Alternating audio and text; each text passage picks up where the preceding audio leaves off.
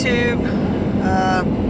Just doing a little filming while I'm on my way to Abingdon, Virginia. Going up to do some work. Just been, I told a few people I was gonna make a video talking about, what's going on after the Gatlinburg fires, everything that's been going on afterwards. So it's really long logs on this truck being hauled, kind of making me nervous. Can't seem to get away. I pass it, it passes me. But anyways, so I made a few notes just so I wouldn't forget things, but I probably won't look at them right now. I'm just gonna try to make this video and tell you all my experiences last week. Long story short, in the midst of all this going on, I've also quit my job. It had been something I'd been wanting to do for quite some time, and hadn't really laid up anything for sure yet to do, so I'd just been holding on, but something really bad happened Sunday after the fires. Really bad in my book anyway, and I couldn't stay there any longer. I was at odds and butting heads with the general manager, and that's all for another time. That's all for another video. But anyways, so since I didn't have a job last week, I decided that I wanted to devote my time however I could. And even the week before that, while I was still working, I was doing what I could, running here and there to donation places and dropping off things. And just, first of all, since this fire happened, just the amazing outpouring of response from people in other states, not just Tennessee. I mean, definitely in our community, but in all the other surrounding states and states really far away has been amazing. And a lot of my friends and family from Kentucky and Virginia and now Michigan as well have been sending donations and bringing things themselves. My mom brought a whole load full of comforter sets and things like that, and some of my friends from Kentucky they went and rented a van and brought a whole load of stuff, plus a bunch of gift cards and some money as well. So there is a few people that I knew that were directly affected, and they turned down things that I tried to give them. They said that they were fine, and they wanted me to give stuff to other people who needed it more. So that's kind of what I started trying to do. And I heard on the news the Sunday that I quit my job, they were saying, we need tarps really bad over at the Sevier County Rescue Squad. They set up a huge donations distribution center there, borrowed some property over from behind them across the creek, set up a huge clothing location, and I mean, I'm talking tractor trailer loads full of clothes coming in. So Monday I get up and I go, and also we had made 30 gallons of homemade laundry detergent, so took it around, dropped it off to a few different locations, and I went and I grabbed tarps, and they needed shelving, and I grabbed some shelving as well. And I went over on Monday to drop it off, and I get over there, and the guy I'm dropping it off to, I was like, do you need volunteers right now, or is a different time better, or what? And he's like, hey, if you want to stay and help out, it's greatly appreciated. There's probably, I don't know, maybe 30 some people there when I got there Monday morning. So I stayed, Man, I worked all day Monday, all night. We left there at like 8:45, I believe. And what this was on Monday and then again on Tuesday was just an overwhelming amount of clothes. And what happened was they had some tents set up, but you know, they ran out of room to put things, and so they had all these clothes in boxes, and I'm talking like one of those big white event tents, absolutely full of boxes of clothes, and a whole bunch of them got wet because it really started raining on Monday, all day Tuesday. It poured the rain. So we spent like 2 days going through clothes, salvaging everything that we could, and not letting it get wet. You know, I went back over there on Tuesday, worked all day, and we just kept salvaging clothes, and we ended up having like probably 250 of those big black trash bags of clothes that had actually gotten wet. There was no room to put this stuff, and I think this happened in several of the donation centers because just of the overwhelming amount of clothing that came in. You know, there was points where anybody who was there was letting people know, you know, you can send other things. I mean, they definitely were last week still short on underwear and things, and I got a story about that. But you know, clothes, they don't need any more clothes up. We can clothe anybody in the eastern part of the United States for sure, like all of Appalachia, all the way down the south. Anybody whatsoever who needs clothes right now should be able to get them from this event happening, this tragedy. So anyways, went through, you know, Monday and Tuesday and salvaged all that, and also in the meantime, you know, getting everything set up, just like basically a clothing department store. I mean, free of charge, of course, but that's how we set it all up, to where people could just come in and pick through and find everything, anything they needed to clothe their whole families, you know. So anyways, this went on for the whole entire week. I worked there all last week. I probably put in maybe close to 60 hours over there, just helping to organize, receive donations, pack large, gigantic boxes full of clothing that we could put in storage, you know.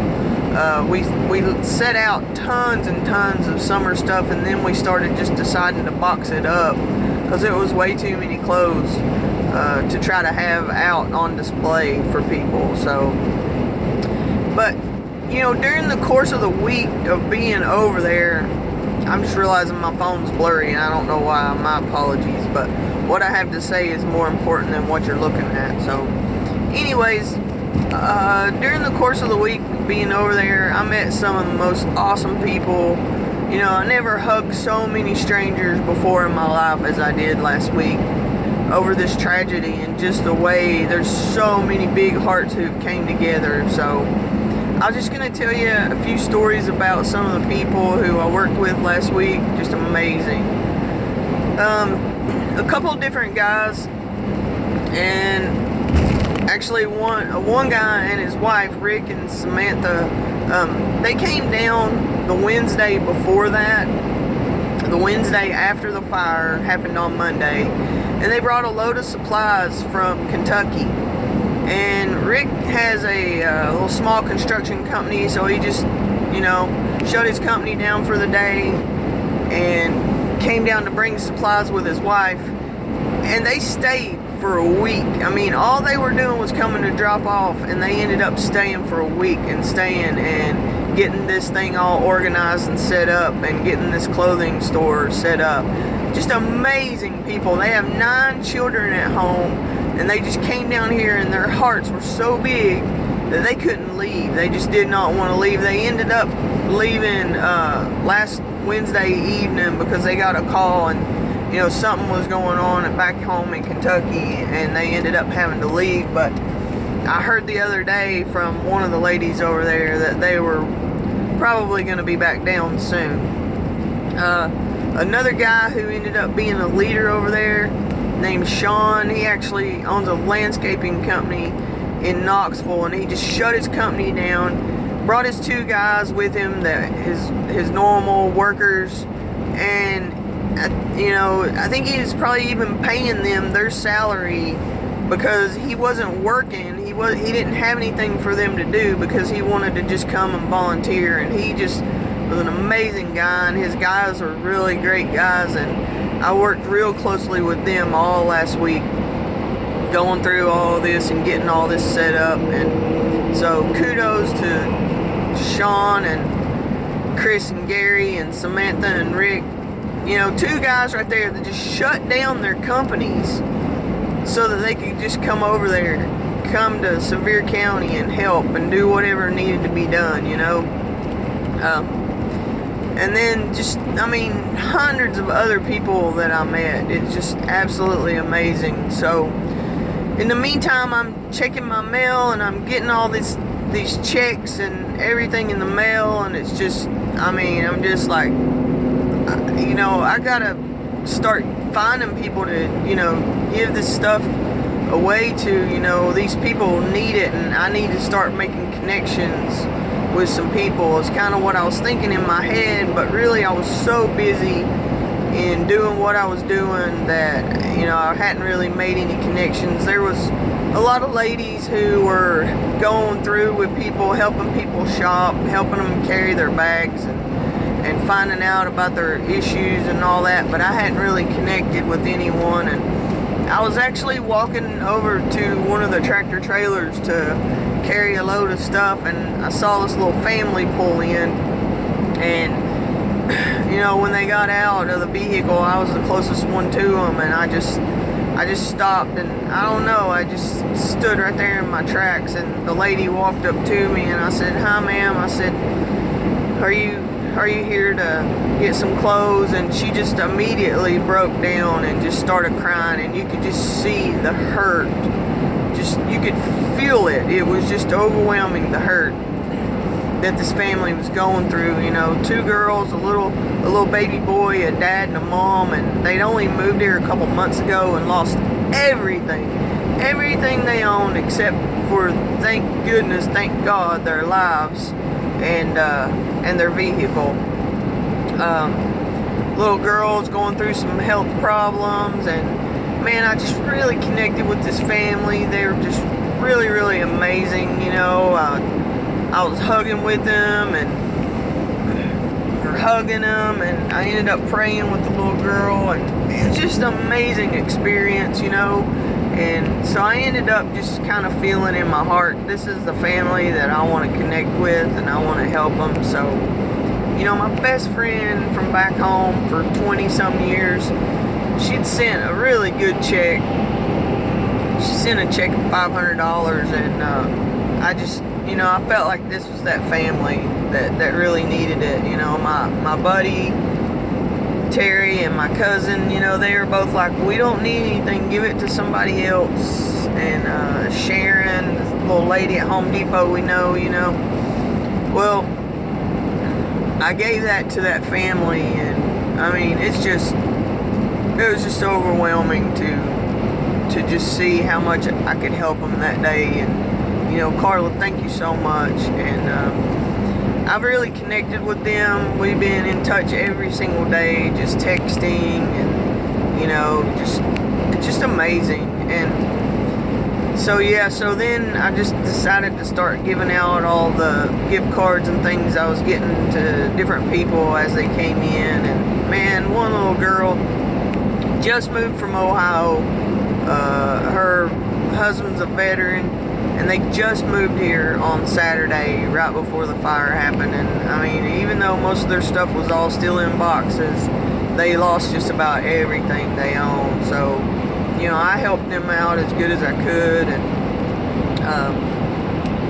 these people are just so thankful and just so overwhelmed at everything that's happened to them. And it's just amazing to connect to somebody's heart, just just give somebody a little bit of hope, you know.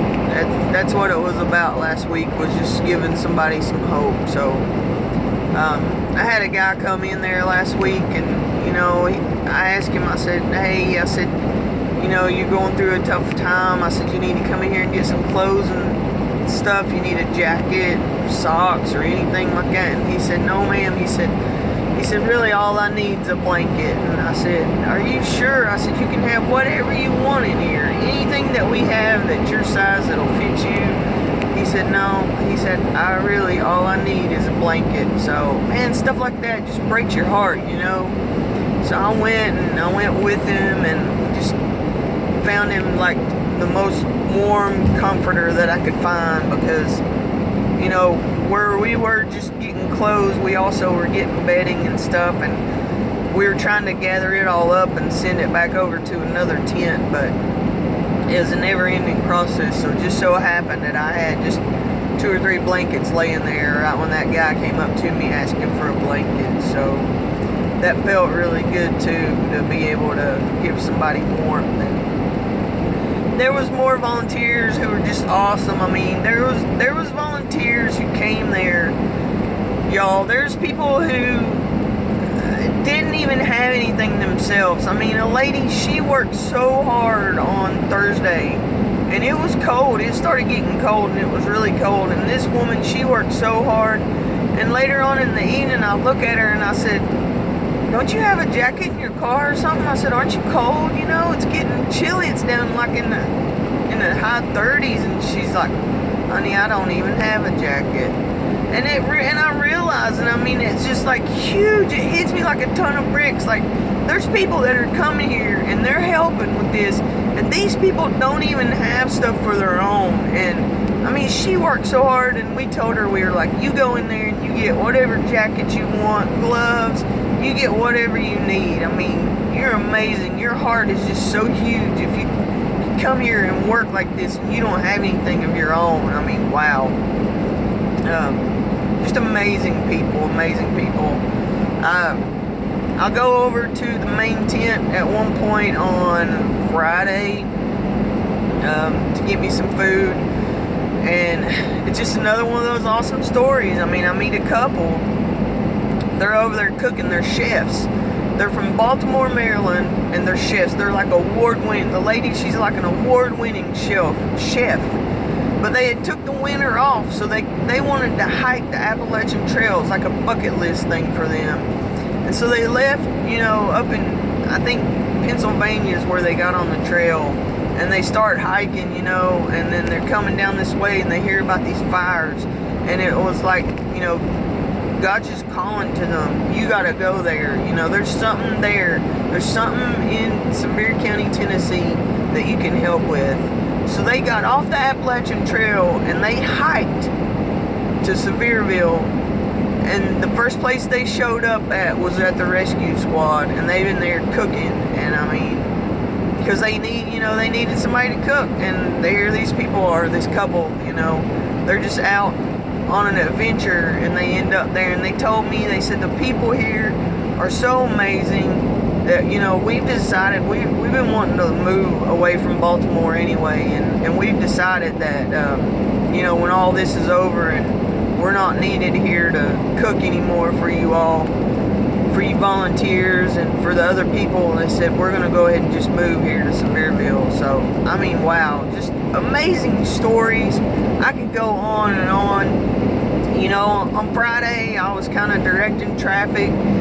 Sean wasn't going to make it as early there, so I was kind of directing people on where to go, how to get things going Friday morning. And I get this guy, you know, he shows up and he's like, hey, he's like, you know, they sent me over here to volunteer. He's like, what can I help you do? And I said, well, I'll tell you what, you know, I said, I need this trash cleaned up really bad. I mean, we had tons and tons of boxes and just everything you can imagine. With the amount of things that we had, the amount of trash we might have, I said, I really need somebody to go on trash duty for about an hour and clean all this stuff up and make it presentable, and then hopefully we'll get a dumpster in here later on. And he's like, okay, yes ma'am, I'm on it. And this guy is running around and he's cleaning up trash and he's cleaning and everything. And he comes back to me like an hour later and he's like, you know, we got all this trash cleaned up. And he said, I got it all put over here in a stack. He said, you know, I just want you to know I'm here to volunteer and help out in any way that I can. He said, but I want you to know that, you know, I'm also a psychotherapist and my office is in Knoxville. But I've come down here to volunteer, you know, and help out any way possible. He said, I've got a clinic set up. It's going to be starting next week, you know, but I just felt like I wanted to come out and do whatever I can while I'm waiting on things getting set up and going. And I'm just like, wow, I mean, my mind is blown. Here I am giving direction to a guy who's, you know, been probably through 12 years of college. He's a psychotherapist. And yet he's running around picking up trash because that's how big his heart is, that he's just there coming to Sevier County to do whatever he can to help out, you know. So, I mean, huge thanks to everyone who's came and helped out or sent anything, any kind of donations. Just amazing, amazing experience last week. Through this tragedy, through all this heartache and all this pain, it's just been overwhelming how big my heart has grown and just how amazing everything has felt. So I'm going to leave you with this one last story and then I'm going to get off here. This is a pretty long video. I don't normally do videos this long, but I hope everybody's listened to the end and I hope you hear this story. I wish I would have started out with this one, but so Thursday night I leave there when we're shutting down for the night and I'm just so worried because I don't have enough like men's underwear and socks and thermals and long johns, and you know, I had to tell a couple people throughout the day, a couple guys, you know, I'm sorry, but I don't have your size underwear, you know. I mean, I know it sounds so trivial, but when you're someone who has lost every single thing that you own to your name,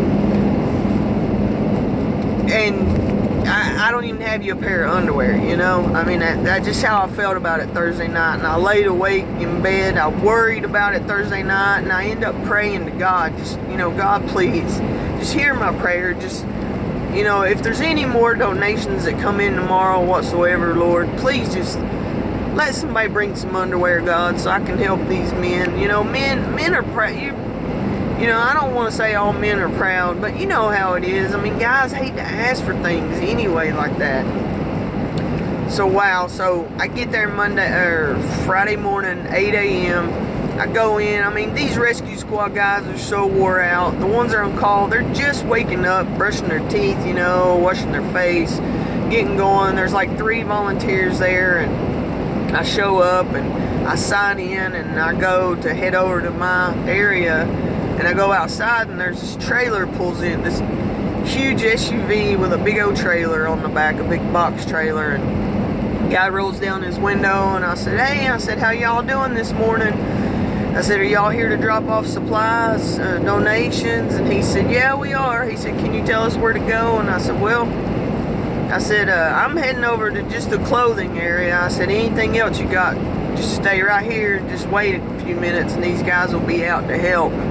He said, actually, mostly what we have is clothes. And he hands me his card, and he's from this church down in Alabama. And all these people start rolling out of the vehicle. And there's like 8 people in this vehicle. And they drove all night from Alabama to come up here. And I said, oh, you got clothes? I said, please tell me you got underwear. And he said, actually, honey, about probably over half our trailer is full of brand new underwear in packages. Men's underwear, socks, brand new for men, women, and children. But yes, we got men's underwear, and I'm telling y'all what, the chills just ran through my body. And I just said, I mean, I don't even go to church, people, but I said, hallelujah. I said, I feel like having church right here. I said, y'all are my angels. You've answered my prayers. So just an amazing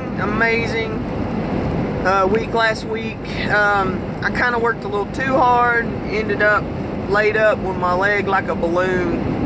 I got a bad knee. I've had surgery. I've had ACL reconstruction, and I guess I overdid it and ended up just having to keep it up Saturday and Sunday and keep icing it to get the swelling out so I could go do this job today. But anyways, I just wanted to share my stories with you. I hope everybody listened to the end, and you know, much love to everybody out there.